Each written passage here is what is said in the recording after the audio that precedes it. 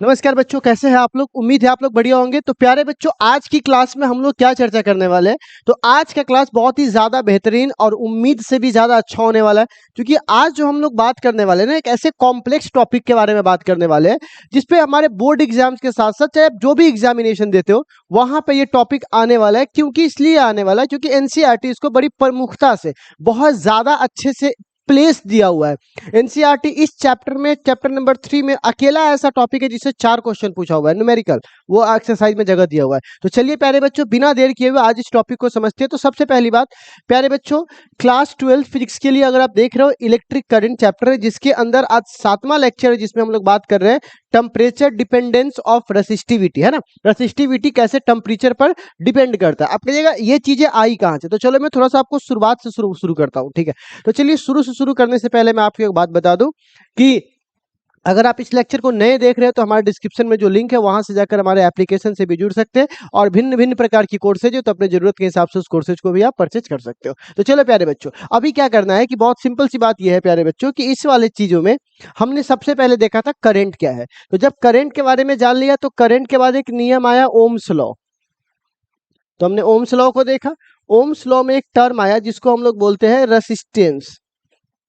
Resistance, अब resistance 3 बातों पे डिपेंड करता है। सबसे पहले साइज पर, दूसरा किस पे डिपेंड करता है, ठीक है ना। हाँ, साइज के बाद दूसरा करता है वो मटेरियल पर। तो साइज भी हम लोग देख चुके हैं पहले क्लास में, नेचर ऑफ मटेरियल भी देख चुके हैं चार्ट वाला याद करके। और आज आखिरी हम लोग देखेंगे टेम्परेचर, कि कैसे एक रेसिस्टेंस टेम्परेचर पर डिपेंड करता है। पर सर आपने तो यहाँ रेसिस्टिविटी लिखा है। तो मैंने पहले ही आपको बता दिया है प्यारे बच्चों कि रेसिस्टेंस को आप साइज के साथ तुलना करोगे तो ये दो शब्द आपस में रेसिस्टिविटी कहलाता है। बट रेसिस्टिविटी भी तो किस पे डिपेंड करता है, टेम्परेचर पे। तो दोनों रेसिस्टेंस बोलो, रेसिस्टिविटी बोलो, इस वाले केस में हम दोनों के लिए सेम प्रोसेस फॉलो करने वाले हैं, ठीक है। तो चलिए स्टार्ट करते हैं। तो आज का जो हमारा हेडिंग है वो है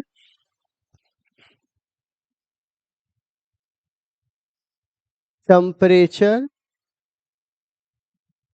टेम्परेचर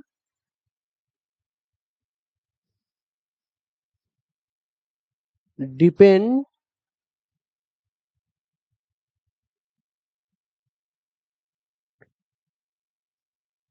ऑफ रेसिस्टिविटी, रेसिस्टिविटी, ठीक है। रो, क्लियर। या रेसिस्टेंस भी आप बोल दो तो कोई दिक्कत नहीं है, कारण मैं आपको बता चुका हूं, ठीक है। देखिए मैं एक टर्म इस्तेमाल करूंगा, आप कौन सा टर्म इस्तेमाल करूंगा तो चलिए सबसे पहले मैं आपको समझाता हूं। मान लो प्यारे बच्चों कि हमने यहां पर एक कंडक्टर लिया है, ठीक है। Here we take a conductor, okay. इस कंडक्टर के इस टाइम पे जो रेसिस्टेंस है वो बोलते हैं इनिशियल रेसिस्टेंस, इनिशियल रेसिस्टेंस। तो अब बोलिए इनिशियल रेसिस्टेंस आर नॉट बोलते हैं उसको, ठीक है ना। इनिशियल रेसिस्टेंस को क्या बोलते हैं, आर नॉट बोलते हैं, ठीक है। अच्छा, उस समय जिस समय इससे करंट प्रवाह कर रहा है उस समय इसकी जो टेम्परेचर है वो कितनी है, टी। इनिशियल है तो चूंकि नॉट लगाएंगे तो यहां पर भी हम बोलेंगे initial temperature, temperature is equal to T naught, ठीक है। तो हमने क्या बोला कि कोई एक कंडक्टर है जो शुरुआत में कितना रेसिस्टेंस रखता है, आर नॉट, और उसकी टेम्परेचर उस टाइम कितनी है, टी नॉट। कुछ ना कुछ तो टेम्परेचर होगा ना, room temperature 20 degree, 25 degree, 30 degree, कुछ ना कुछ तो होगा। कुछ समय के बाद क्या होता है, ठीक है, कि ये जो हमारे पास, हाँ, ये जो हमारे पास कंडक्टर है वो आधे घंटे तक या एक लंबे समय तक करंट को प्रवाह करवाने से ये गर्म हो जाता है। मम्मी लोग ना बोलते हैं टीवी बंद कर रहे, गर्म हो गए, बहुत देर चल रहा है। तो कहने का मतलब क्या हुआ, जब बहुत देर से चलता है मतलब उस समय इसकी टेम्परेचर बढ़ गई। तो इन्होंने क्या पाया गया, जो फाइनल टेम्परेचर है, फाइनल टेम्परेचर है वो हो गया टी। अब फाइनल भी लिखो, टी एफ भी लिखता है कई लोग, और कई लोग सीधे टी भी लिखता है, ठीक है। तो फाइनल टेम्परेचर क्या हो गया इसका, टी, क्योंकि टेम्परेचर बढ़ गया ना उस समय, अधिक करंट समय तक करंट जाएगा। तो अब कारण मैं आपको बता चुका हूं, इलेक्ट्रॉन टकराएगा तो हीट देगा। कल भी मैंने कल की लेक्चर में मैंने सारा बात बताया आपको। तो बहुआ ये हुआ। तो ऐसा करने से क्या होता है, रेसिस्टेंस भी बढ़ जाता है, और क्यों बढ़ता है तो कल प्रैक्टिकल करके दिखाया था ना कल वाले लेक्चर में, तो देख लीजिएगा आप लोग। कल बच्चे लोगों को प्रैक्टिकल करके मैंने आपको दिखाया था, ठीक है। तो ये हमारा कौन सा रेसिस्टेंस हो गया, फाइनल रेसिस्टेंस। कितना हो गया, आर फाइनल, मतलब ये कितना हो गया, आर हो गया, ठीक है। तो हमारे पास क्या हुआ, इनिशियल रेसिस्टेंस हो गया, फाइनल रेसिस्टेंस हो गया, ठीक। अब देखा क्या गया कि टेम्परेचर को जैसे टेम्परेचर राइज कर रहा है वैसे वैसे रेसिस्टेंस भी क्या कर रहा है, बढ़ रहा है। किसी भी कंडक्टर में टेम्परेचर बढ़ने के साथ रेसिस्टेंस भी क्या होता है, बढ़ रहा होता है। तो कैसे बढ़ रहा है, तो यहां पर एक टर्म इस्तेमाल किया, थोड़ा सा ध्यान से सुनिएगा उस टर्म को आप लोग, ठीक है।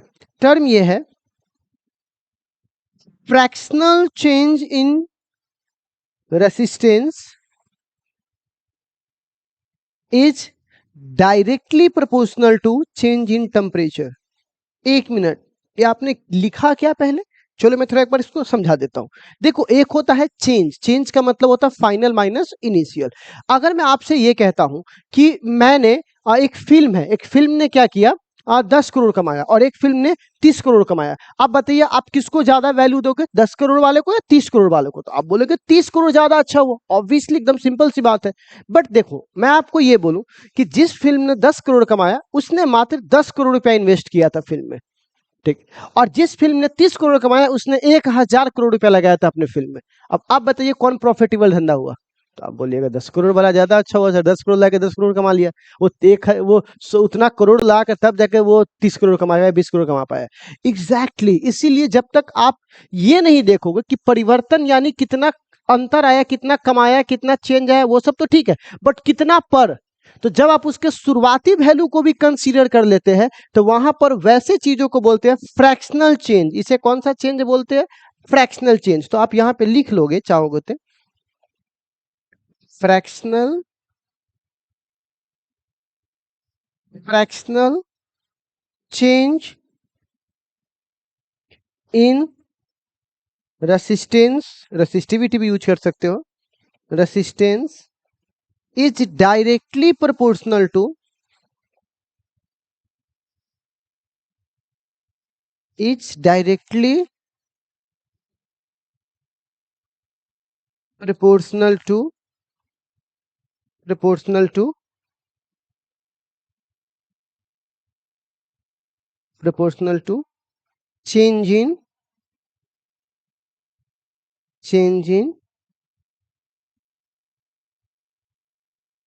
temperature in conductor, ठीक है। तो मैंने यहां पर क्या बोल दिया, बहुत सिंपली बोल दिया बउआ, देखिएगा ध्यान से कि फ्रैक्शनल चेंज का मतलब समझ रहे हैं, किसी चेंज को इनिशियल वैल्यू से भाग दीजिएगा तो क्या बन जाएगा, फ्रैक्शनल चेंज, और इनिशियल वैल्यू यहां पे दिया हुआ है। तो fractional change in resistance is directly proportional to, directly जुड़ा हुआ है किसके साथ, टेम्परेचर, चेंज इन टेम्परेचर। अब यहां पर मैं एक शब्द यहां पर इस्तेमाल किया हूं, थोड़ा सा गोल मटोल है, चेंज इन टेम्परेचर। क्या मतलब होता है इस चेंज इन टेम्परेचर का, तो देखो बच्चे लोग मैं आपसे एक बात बताता हूं। जैसे कोई टेम्परेचर यहां पे मैं थोड़ा सा इधर कर लेता हूं, कोई टेम्परेचर 80 डिग्री पर है और 80 से वो चेंज किया है 85, ठीक। कोई है 1 डिग्री पर और वो चेंज कर गया 6 डिग्री, अचानक चेंज कर गया। तो ये इसका चेंज ज्यादा हुआ कि इसका चेंज ज्यादा हुआ, इसका चेंज ज्यादा हुआ, इसका चेंज कम हुआ। तो कई बार आप ज्यादा टेम्परेचर देख के ये मत समझ जाना कि चेंज ज्यादा है, नहीं, चेंज यहां ज्यादा है, इस वाला चेंज यहां ज्यादा है, क्योंकि यहाँ 6 का यहाँ सॉरी यहाँ, अच्छा इधर बराबर हो जाएगा, सॉरी। आप कुछ लोग ट्रोल मत करने लगना, ये 7 है, सॉरी, कुछ लोग ट्रोल करने लगे, यहाँ दोनों को तो बराबर ही था, सॉरी, मुझे लगा ये 6। हाँ, अब यहाँ पे कितना चेंज कर रहा है, 6 डिग्री, और यहाँ पे कितना चेंज कर रहा है, 5 डिग्री। तो ज्यादा कौन हुआ, ये। तो ज्यादा रेसिस्टेंस किस में आएगा, इसमें आएगा, ठीक है। इसीलिए देखिएगा कि जब कोई मतलब बिजली आपके घर में आ रही है और अचानक वोल्टेज अप और डाउन होता है तो आपका वायर जल जाता है, आग लग जाता है। क्यों? क्योंकि रेसिस्टेंस भी अचानक, रेसिस्टेंस के इलेक्ट्रिसिटी के अचानक चेंज होता है, रेसिस्टेंस भी क्या होता है, चेंज होता है, टेम्परेचर भी क्या हो जाता है, चेंज हो जाता है। तो टेम्परेचर ज्यादा बदलने पर रेसिस्टेंस, ये सब चीजें एकदम आपस में कोरिलेटेड है। तो आई थिंक आपको ये समझ में आ गया होगा कि फ्रैक्शनल चेंज का संबंध किसके साथ है, अधिक टेम्परेचर से नहीं है, टेम्परेचर में चेंज से है। ठीक है ना, इट्स इंपॉर्टेंट क्वेश्चन। ठीक है ना, तो चलो प्यारे बच्चों, यहाँ पे हमारे पास आ गया। तो अब हम इसको क्या करेंगे, अगर मैं प्रोपोर्शनल को हटाऊंगा, ठीक है, प्रोपोर्शनल को हटाऊंगा तो कांस्टेंट लगाऊंगा,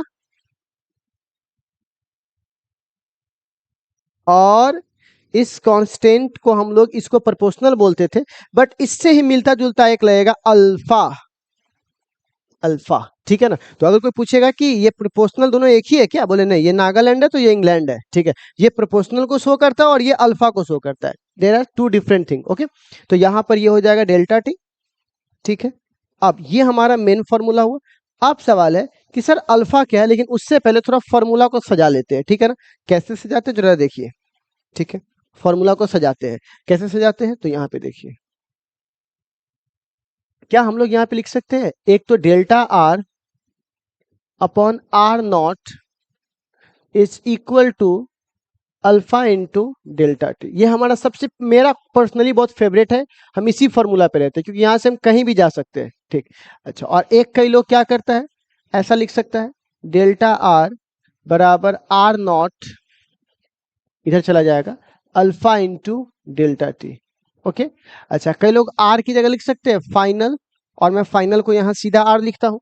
अच्छा, और इनिशियल को हम लोग क्या लिखते हैं, आर नॉट बराबर, ठीक है, R naught alpha into delta T. Okay, फिर मैं इस आर नॉट को इधर भेजूंगा, तो आर फाइनल बराबर क्या हो जाएगा, आर नॉट, माइनस से उधर जाएगा तो प्लस बन जाएगा, plus R naught alpha into delta T. Clear? अब मैं क्या कर रहा हूँ, आर को कॉमन ले सकता हूँ कि आर नॉट दोनों में है, तो आर नॉट कॉमन हो गया, तो हमारे पास ये क्या बन जाएगा, one plus alpha into delta T. एक ये हमारे पास फॉर्मूला बन गया। ठीक है, तो हम लोग यहाँ पे क्या कर रहे हैं, एक फॉर्मूला इस तरह से हमने कंस्ट्रक्ट कर लिया। ठीक है, एग्जाम्स के पर्पज से मैं बता रहा हूँ, क्योंकि बोर्ड एग्जाम्स में कभी कभी क्या होता है, सीधा भी पूछ देता है, और कई जगह पे आप देखोगे ना तो ऐसे फॉर्मूला यूज आने लगते हैं, तो बच्चे कंफ्यूज हो जाते हैं कि मैंने तो देखा है, मैंने तो ये देखा है। इसीलिए एक नजर में बिना दिमाग लगाए हुए चीजों को पकड़ लेने के लिए झपट्टा से मैंने ऐसा लिख दिया आपको। ठीक है, अगर इसको थोड़ा सा और अगर मॉडिफाई कर देना, ठीक है ना, तो ये कुछ ऐसा हो जाएगा, वन प्लस अल्फा, और डेल्टा टी का मतलब होता है T final minus T initial, है ना, डेल्टा का मतलब ही क्या होता है, फाइनल माइनस इनिशियल। तो ये सारे फॉर्मूला हमारे सामने दिखाई दे सकते हैं। ठीक है, अब अगर मैं आपसे बात करूं कि, खैर उस पर भी ज्यादा नहीं जाऊंगा, तो मैं आपसे बोल रहा हूं सर अल्फा का तो आपने छोड़ दिया, ठीक है, तो अब अल्फा का बोलिए, तो अल्फा को हम लोग क्या बोलेंगे, सो देखिए, अल्फा को हम लोग बोलेंगे कांस्टेंट, क्योंकि वो प्रोपोर्शनल हटाने पर आया है। तो अब मैं आपको अल्फा को यहाँ पे बोलूंगा, alpha is equal to constant. ठीक है, और इसको हम लोग क्या बोलते हैं, तो एक और नाम से पुकारते हैं, टेम्परेचर, टेम्परेचर, इसका एक और नाम है coefficient, coefficient of resistivity, resistivity. ठीक है, जिसको हम लोग क्या बोलते हैं, alpha.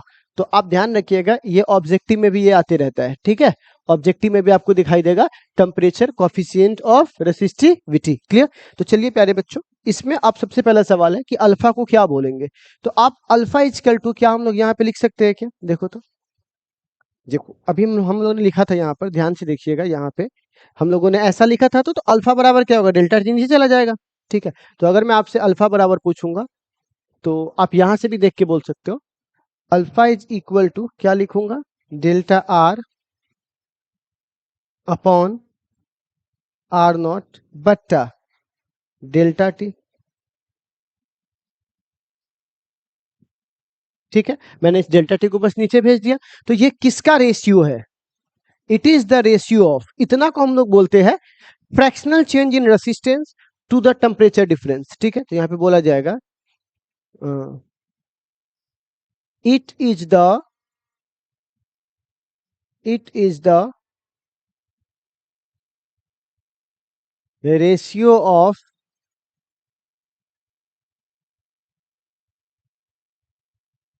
Fractional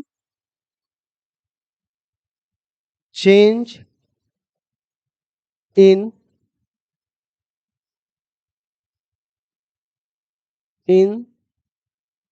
resistance to the temperature difference, क्या बोलूंगा, to the temperature difference in conductor.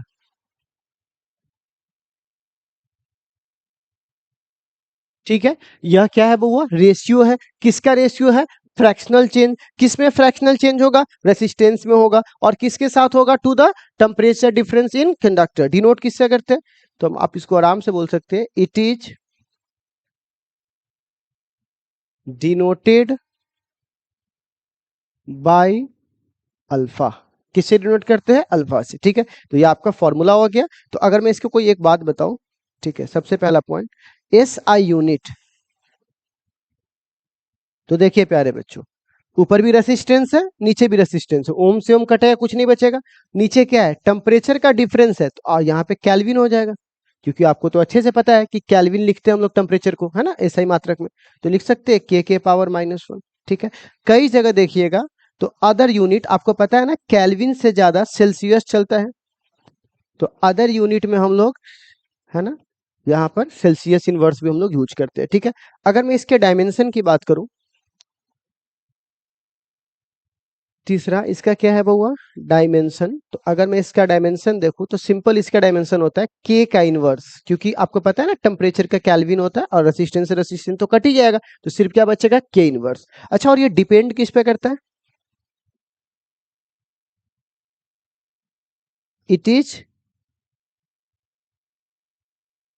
Is depend on nature of material. क्योंकि देखो, टेम्परेचर को तो ये खुद अपने अंदर रखा हुआ है, साइज को पीछे छोड़ दिया है, तो अब इसके आगे तो बस नेचर ऑफ मटेरियल ही बच जाता है। तो यहाँ पर क्या लिखेंगे, अलग अलग नेचर मटेरियल का अलग अलग नेचर होता है, अलग अलग तरह से वो क्या होता है, टेम्परेचर को एब्जॉर्ब या अलग तरह से टेम्परेचर पे अपना रेसिस्टेंस चेंज करता है। ठीक है, तो it is depend on nature of material.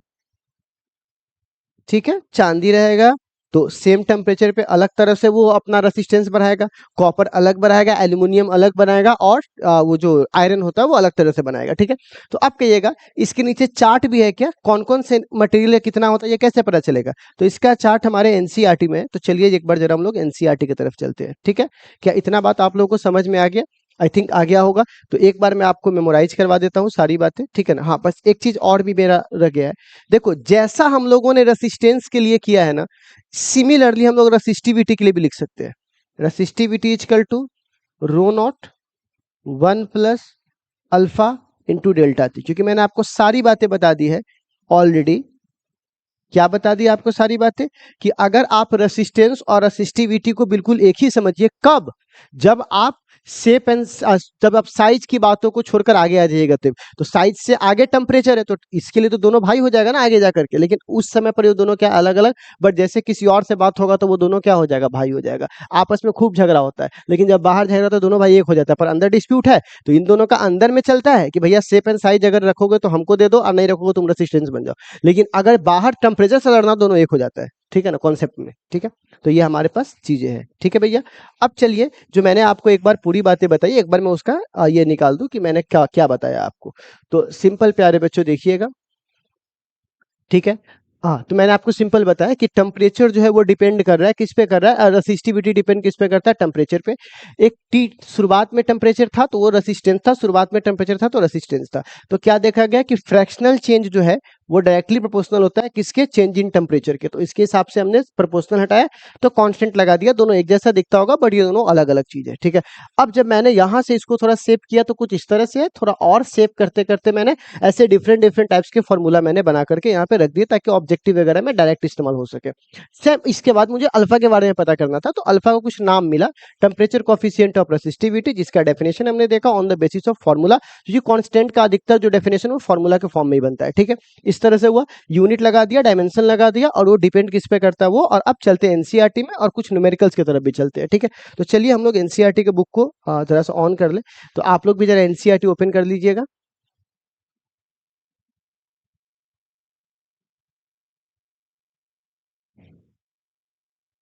सुख में सब साथी, दुख में न को, मेरे राम मेरे राम, राजा हो या रंग किसी का, ना, ना कुछ तेरा, ये आ गया। देखिए, तो अभी हमारे पास यहाँ पे क्या लिखा हुआ है, टेम्परेचर कोफिशिएंट ऑफ रेसिस्टिविटी, ठीक है ना, सेल्सियस में दिया गया है। ये हमारे पास जो चीजें हैं, तो आप लोग क्या करेंगे, इस चार्ट को यहाँ से देख करके प्लीज कंडक्टर से लेकर के सेमी कंडक्टर तक, यहाँ तक, क्योंकि इंसुलेटर का कैसे हो, क्योंकि इंसुलेटर के पास तो चेंज होने की संभावना थोड़ी कम है, तो इसीलिए कंडक्टर और सेमी कंडक्टर में आपको ये ग्राफ दिखाई दे रहा है। तो आप प्लीज सिर्फ इसको, इस पार्ट को लिखिएगा, और सिर्फ इस पार्ट, क्योंकि ये दोनों कल लिखवा चुके हैं, ठीक है। तो आप ये दोनों पार्ट कवर कर लीजिए, हो जाएगा। आप लोग लिख लीजिए, क्योंकि नए वाले एनसीईआरटी में नहीं दिया हुआ है, ठीक है। ओके, अब इसके क्वेश्चन पे चलते हैं। हाँ, और टेम्परेचर पे कैसे ग्राफ बदलता है तो मैं आपको दिखा देता हूँ। ये देखिए हमारा ग्राफ है, ठीक है। अगर आप यहाँ देखिएगा, अगर कॉपर के लिए देखिएगा तो ऐसा ग्राफ आपको बन रहा है, मतलब एग्जैक्ट सीधा तो कुछ भी नहीं होता, बट आपको ओवरऑल थोड़ा थोड़ा मिल जाएगा, ठीक है ना। अगर आप नाइक्रोम के लिए देखिएगा तो ऐसा दिखाई देगा, और अगर आप किसके लिए देख रहे हैं, सेमी कंडक्टर के लिए, तो आपको ये टेम्परेचर कुछ ऐसा दिखाई देगा।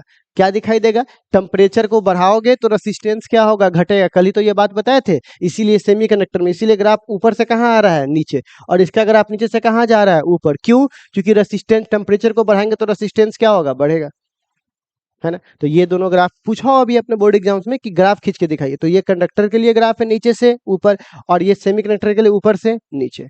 क्लियर, ये ग्राफ भी आप लोग बना लेंगे, 3.9, 3.10, 3.11, ठीक है। ना कुछ तेरा, ना कुछ मेरा, चलो लो। अब ये बहुत अच्छा सवाल है, ये एनसीईआरटी का सवाल है, बहुत अच्छा है। मैं थोड़ा सा आपको हिंट्स कर दूं क्या कह रहा है। कोई एक टोस्टर है, जिसमें आप लोग कभी गरीबी से बाहर निकलना तो टोस्टर में क्या करना ना, वो ब्रेड रख के गर्म किया जाता है, ठीक है ना। तो वो एक टोस्टर है वहां पर, और वो नाइक्रोम का है, जो भी, हमको उससे मतलब नहीं है। कुछ स्मॉल करंट वगैरह पास किया है, कितना रूम टेम्परेचर है, तो 27 डिग्री। तो जब शुरुआत में मिला तो क्या मैं इसको लिख सकता हूँ, T0 is equal to 27 degree Celsius. अच्छा, उस समय इसकी रेसिस्टेंस कितनी है, मतलब उस जगह पे R0 शुरुआती रेसिस्टेंस कितनी है, 75.3 ओम, ठीक। अगर हम टोस्टर को कितना वोल्ट पे सप्लाई कर दें, 230 वोल्ट पे, तो करंट कितना जाता है, 2.68। कितना दिमाग लगाकर काम किया है। हम यहाँ से इसको मांग रहे हैं रेसिस्टेंस, तो ये हमको करंट वोल्टेज दे रहा है, तो थोड़ा सा इसमें दिमाग लगाकर क्या करना पड़ेगा हमें। V बराबर क्या फॉर्मूला होता है, IR। तो बताइए R बराबर क्या फॉर्मूला होगा, तो आप बोलिएगा सर V/I। और आप ध्यान से देखिए, आपका V दिया हुआ है 230, और I की वैल्यू कितनी दी गई है, 2.68। तो आप बताइए क्या इस दोनों का इस्तेमाल करके आप R निकाल सकते हो क्या, यहाँ पे बोलेगा बिल्कुल सर निकाल सकते। तो इसने R ना देकर के दो डिफरेंट डिफरेंट चीजें देकर बोला आप R निकाल लीजिए। अब हमसे कह रहा है टेम्परेचर वगैरह पे स्टडी पे जा रहा है, टेम्परेचर कॉफिशिएंट यहाँ दिया हुआ है, ठीक है। तो आप बताइए, हमें अल्फा इक्वल टू दे दिया गया है, कितना दिया गया, 1.70 10⁻⁻⁴ डिग्री सेल्सियस, ठीक है। और हमें ये कह रहा है क्या निकालने के लिए, फाइनल टेम्परेचर, मतलब T की वैल्यू निकालना है, ठीक है। अब आपके पास यहां पर फॉर्मूला है ऑलरेडी पहले से, देखिए यहां पर भी है, यहां पर भी है। आप यहां से आप क्या कर सकते हो, ये दिया है, ये दिया है, अल्फा दिया है, इनिशियल दिया है, फाइनल निकालना है, क्या नहीं निकाल सकते हैं क्या। एकदम सिंपल फॉर्मूला है, बस फॉर्मूला पे रखना है, शिफ्ट करके इसे निकाल देना है। तो मैं आपको हिंट्स कर दे रहा हूं ताकि आप घर पे एक बार प्रैक्टिस कर सको और क्वेश्चन को आंसर मिला सको, ठीक है। चलिए, तो मैंने ये वाला क्वेश्चन आपको हिंट्स कर दिया। मैं एक दो और कर देता हूँ क्वेश्चन हिंट्स। ये तो इस स्केल वाला है, ठीक है ना? ठीक है। हम्म, देखो, टेम्परेचर स्केल का एक फॉर्मूला होता है, ठीक है? टेम्परेचर स्केल का एक फॉर्मूला होता है जो क्लास 11th में आप लोग पढ़े होंगे, और थर्मोमेट्री उसमें आपको पढ़ाया गया होगा कि अगर आपको टेम्परेचर निकालना है तो कोई भी दिया गया टेम्परेचर, गिवन टेम्परेचर पे कोई भी चीज -0 डिग्री पर यानी आइस पॉइंट, फिर होता है बुआ स्ट्रीम पॉइंट, और फिर होता है आइस पॉइंट। तो इसीलिए मैं आपको बोलूंगा रेसिस्टेंस दिए गए टेम्परेचर पे, रेसिस्टेंस 0 डिग्री पर, रेसिस्टेंस 100 डिग्री पर, और रेसिस्टेंस यहाँ 0 डिग्री पर, अब गुने कितना से 100 से मल्टीप्लाई। तो आप ये फॉर्मूला अगर आप थर्मोमेट्री में नहीं पढ़े तो कंफ्यूज हो सकते हैं, और अगर आप थर्मोमेट्री में पढ़े हो तब तो सिंपली सबका वैल्यू यहाँ दिया हुआ है क्वेश्चन में, उठा के यहाँ रख के बना दीजिए बस, ठीक है? ये सिंपल आपको काम करना है, ठीक है? ना कुछ थे। अब आएंगे हम लोग एक्सरसाइज में। एक्सरसाइज में भी बहुत अच्छा अच्छा क्वेश्चन है, मैं आपको दिखाता हूँ। राजा हो या रंग सभी का, मालिक सा हो सुख में सब साथी ये लीजिए, ठीक है? अब देखिए बहुत सिंपल है। एक रूम टेम्परेचर है, ठीक है? वो कितना है? इतना। तो अब आप बताइए यहाँ पर एग्जैक्टली मैं आपको अगर 3.5 वाले क्वेश्चन में देखूंगा तो हमें यहाँ पर रूम टेम्परेचर मतलब टी नॉट दे दिया गया है, ठीक है?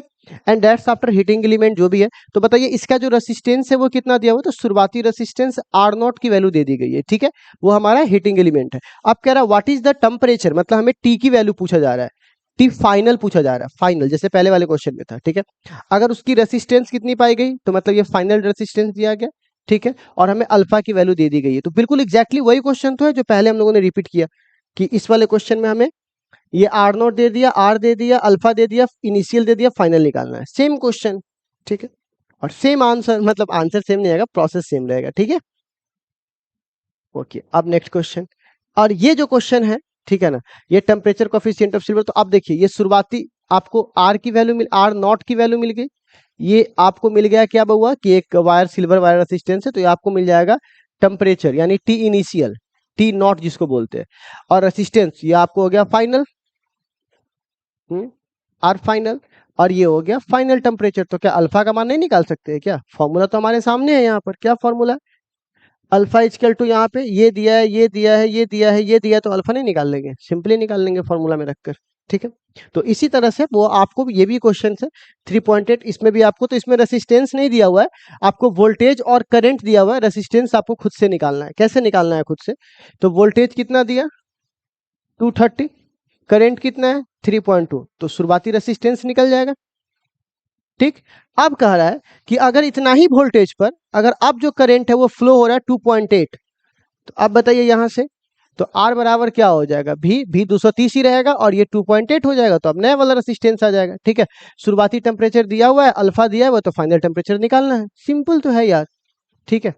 खैर, आई थिंक आप लोग इसको बना लोगे, ठीक है? तो इतना क्वेश्चन हम लोगों ने आज देखा कि किस तरह से क्वेश्चंस आते हैं। तो आप बोर्ड एग्जाम्स में भी देखिएगा तो इस पे क्वेश्चंस रहेगा। हमने एनसीईआरटी के आपको चारों क्वेश्चंस बता दिए, आप इसे कर लोगे, करने के बाद जस्ट इसको लिख लीजिए, उसको बना लीजिए, और बनाने के बाद वापस हमसे मिलते हैं, फिर हम लोग चर्चा करते हैं कि आगे हम लोग कैसे पढ़ना है। कोई डाउट वाउट होगा तो हमसे आप पूछ सकते हो, ठीक है ना? तो आज के लिए बस इतना ही, फिर मिलते हैं अगले क्लास में। तो बाय बाय, टेक केयर, सब लोग अपना ख्याल रखिए।